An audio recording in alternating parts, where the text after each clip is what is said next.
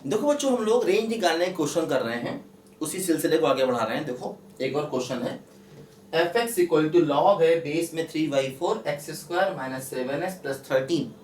इस फंक्शन का रेंज चाहिए। इसका आंसर है -∞ to 1 ओपन इंटरवल। देखो ध्यान दो, जैसे मैंने बताया था ये कंपोजिट फंक्शन है।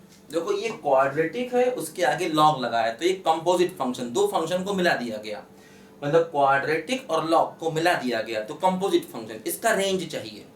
तो देखो हम लोग क्या करते हैं, इस टाइप के क्वेश्चन की रेंज को निकालने के लिए पहले हम लोग हमेशा क्वाड्रेटिक को देखते हैं। देखो ध्यान दो, जैसे ये जो क्वाड्रेटिक है x square minus 7x plus 13, पहले इस फंक्शन का रेंज निकालना होगा। ध्यान दो, है ना, पहले हम क्वाड्रेटिक का रेंज निकालेंगे। और क्वाड्रेटिक का रेंज कैसे निकालेंगे? हमेशा ग्राफ बना करके। देखो अगर डोमेन निकालना होता तो इसको हम लोग पॉजिटिव करते, डोमेन नहीं निकालना। अगर डोमेन निकालना होता है तो लॉग के आगे का टर्म पॉजिटिव किया जाता। ये रेंज निकालने का क्वेश्चन है, तो देखो रेंज निकालने का ये तरीका है कि ये कंपोजिट फंक्शन है, जैसे क्वाड्रेटिक हो गया, क्वाड्रेटिक के आगे लॉग लगा दिया। तो अब हम क्या करेंगे, पहले क्वाड्रेटिक की रेंज को निकालेंगे। और क्वाड्रेटिक की रेंज को निकालने का मेथड होता है कि ग्राफ बनाओ। देखो इसका ग्राफ बनाए, क्या बताया था मैंने आपको कि पहले डिफरेंशिएशन करो, ठीक, डिफरेंशिएशन को 0 करो तो x क्या बनेगा बोलो, 7/2। ठीक है, डिफरेंशिएशन को 0 करो। देखो अब ये x की वैल्यू यहां रख दो, क्या बनेगा बोलो, 7/2 का स्क्वायर माइनस 7 इंटू 7/2 प्लस 13। ठीक, देखो ये क्या बनेगा, 49/4 माइनस का 49/2 प्लस 13। देखो y की वैल्यू क्या आ गई, 4 हो गया एलसीएम, तो 49 माइनस क्या होगा बोलो, 98 प्लस कितना हो गया बोलो, 52। ठीक, तो देखो यहां से y की वैल्यू कितनी आ जाएगी, ऐसे है ना, 9 to 11 का 1, ठीक है, माइनस 98/4।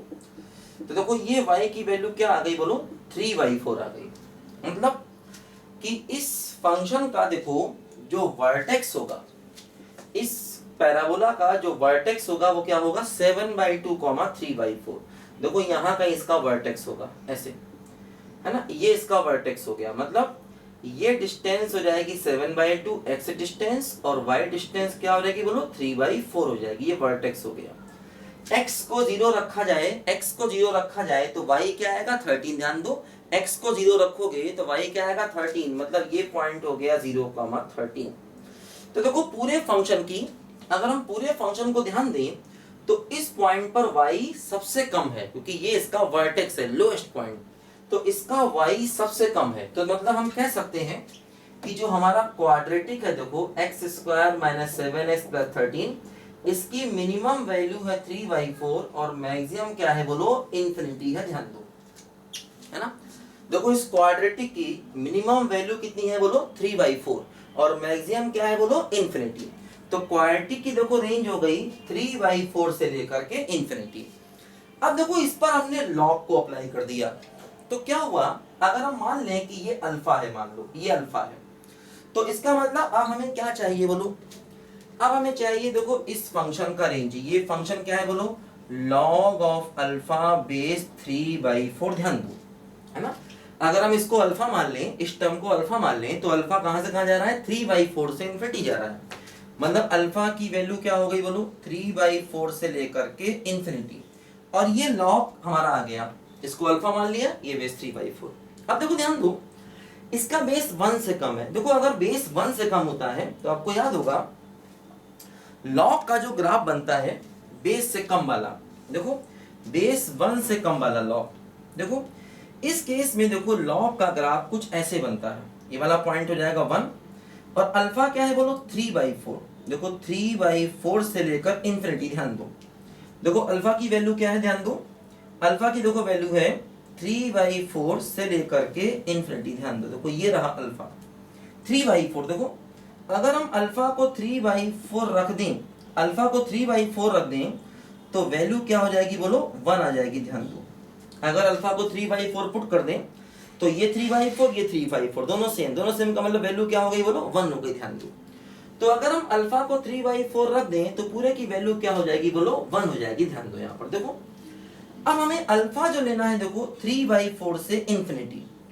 तो अगर हम अल्फा को 3/4 से इंफिनिटी लेंगे देखो ये, तो देखो हमें ग्राफ का ये हिस्सा दिखाई देगा, ये हिस्सा। और देखो इस हिस्से में अगर हम ध्यान से देखें 3/4 से इंफिनिटी जा रहे हैं, तो इस हिस्से में देखो इस पॉइंट पर y सबसे ज्यादा है और वो कितना है 1। जैसे जैसे नीचे पढ़ोगे y क्या होगा बोलो माइनस इंफिनिटी होगा। तो y की सबसे ज्यादा वैल्यू क्या हो गई बोलो 1, और y क्या हो गया बोलो माइनस इंफिनिटी। तो हमारे क्वेश्चन का रेंज आ गया माइनस इंफिनिटी से 1। और हाँ देखो 1 पर क्लोज आएगा, 1 पर क्या आएगा बोलो क्लोज। ध्यान दो, क्योंकि देखो ये टर्म क्या होगा 3/4, यानी जो इसको हमने देखा था इसकी रेंज 3/4 से इंफिनिटी है, मतलब ये अपनी वैल्यू 3/4 लेगा। तो जब ये अपनी वैल्यू 3/4 लेगा मतलब अल्फा 3/4 होगा, अल्फा की वैल्यू 3/4 होगी। तो जब अल्फा 3/4 होगा, जब अल्फा को 3/4 रखोगे तो पूरा क्या बन जाएगा बोलो 1 बन जाएगा। तो इसलिए पूरे फंक्शन के आंसर में 1 आएगा। देखो 1 पर क्लोज आएगा। एक्चुअली आंसर में मैंने लिखा था 1 पर ओपन इंटरवल, ये गलत आंसर, इसको सही कर लो। तो 1 पर क्या आ जाएगा बोलो क्लोज इंटरवल आ जाएगा, ध्यान रखना। और हाँ माइनस इंफिनिटी पर हमेशा क्या होता है ओपन इंटरवल। ठीक है, ऐसे करना है इस टाइप के क्वेश्चन को। मैंने पहले ही आपको इस टाइप के क्वेश्चन कराए थे, लिखो सब बच्चे ध्यान से इसको।